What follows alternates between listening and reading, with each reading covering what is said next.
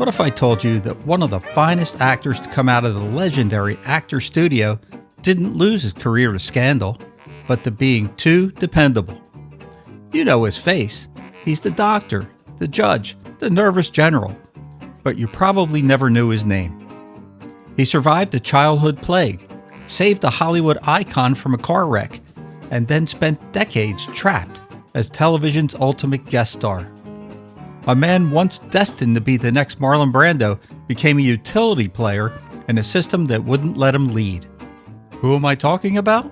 His name was Kevin McCarthy, and this is how Hollywood quietly sidelined a legend. Now, if you like classic movies, TV, and nostalgia, you're going to love it here at RerunZone. Like, share, subscribe, and become a channel member. Now, let's get into it. Fantasy, sci-fi, horror, RerunZone. The story of the man who never stopped running doesn't start in a spaceship or a lab. It starts in the most prestigious rooms in New York. It's the late 1940s, and he's part of the inner circle. We're talking about the founding of the Actors Studio, the place that birthed the method. He's in the room with Marlon Brando, Montgomery Clift, and Julie Harris. He isn't just a face in the crowd. He's a musical architect of the stage, a golden boy with leading man looks and a high-caliber pedigree. Then comes 1951, and he lands the role of Biff Loman in Death of a Salesman, and suddenly, he's the most visible face of a new generation. He isn't just good, he's an explosion. He wins the Golden Globe for New Star of the Year and nabs an Oscar nomination. At this moment, he has the top hat and the platform boots of Hollywood. He's the industry's golden ticket, and they see a whole cash cow standing right there on the red carpet. But here's the thing about being the industry's new favorite. They don't want you to explore your range. They want you to produce. While his peers like Brando are getting the gritty, transformative leads, the suits are already looking at him and thinking, reliable. They're taking his ghosts and turning them into math problems for the schedule. He's signed the deals, he's got the fame, but he's about to find out that being the safe leading man is just a very comfortable cage. By 1955, the industry's suits have made their decision. While his actor studio peers are chasing method acting glory, he's being pushed into the B-movie sandbox, a place where the prestige of Broadway is traded for the efficiency of the assembly line. Then comes 1956, and he records his version of Belladonna, Invasion of the Body Snatchers.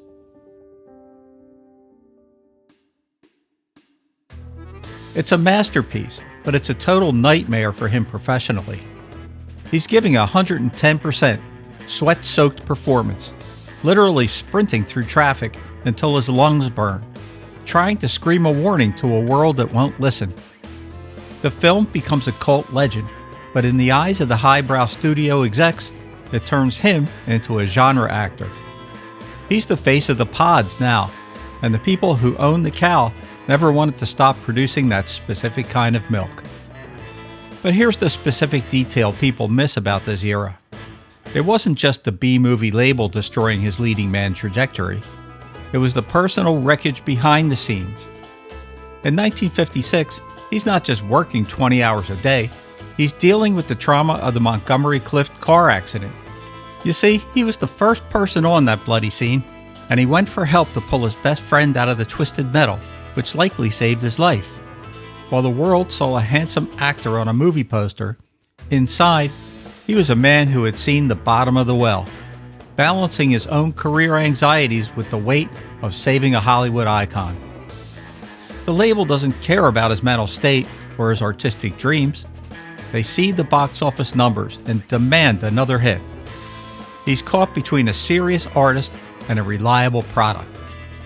He starts to lean on the guest star grind, not just for the money, but to keep the momentum going as his leading man window begins to slam shut. By the 1960s, the zombie years officially begin.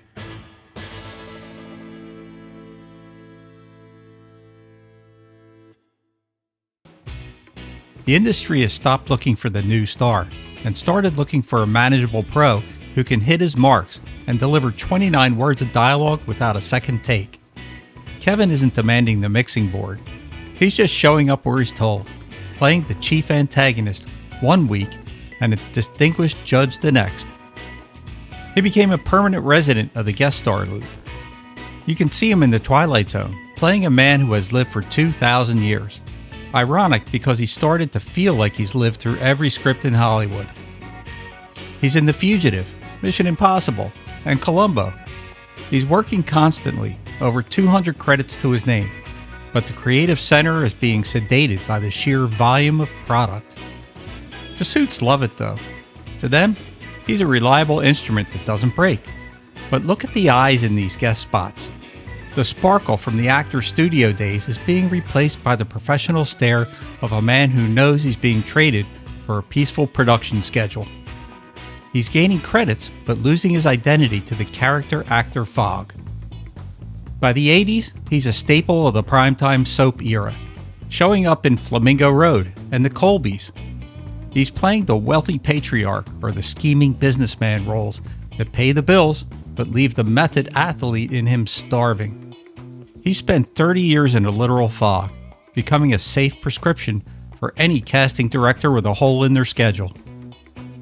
For Kevin McCarthy, the wake-up call wasn't a physical crash. It was a cinematic one. The year is 1978, and a new director named Philip Kaufman is remaking the movie that defined and trapped Kevin decades earlier. In a rare moment of breaking through the industry sedation, Kevin steps onto a street in San Francisco for a cameo. He isn't playing a distinguished judge this time. He's playing a man who looks like he hasn't slept in 20 years, literally slamming into a car and screaming that they're coming. It's as if he'd been metaphorically running across the country since 1956, and for one electric moment, the zombie is gone. The soul is back. This sparks a transformation. He stops being a product for the suits and becomes a muse for a new generation of filmmakers who actually grew up idolizing him. Enter Joe Dante. Dante realizes that a sober, feeling human version of Kevin McCarthy is much more interesting than a sedated one. He pulls Kevin into his inner circle, casting him in Piranha, The Howling, and Twilight Zone the movie. Then, in 1987, Kevin delivers his second solo masterpiece as the villain, Victor Scrimshaw in Inner Space. He's not a background face anymore. He's vibrant, theatrical, and commanding the screen. The industry tried to treat him like a machine, but Kevin fought through the pain of being a safe actor to get his soul back. He emerged clear-headed, working with passion until he was 96 years old, literally dying with his boots on. The tragedy is the what if. What if the suits hadn't pushed him into the character actor well? But the triumph is that he survived.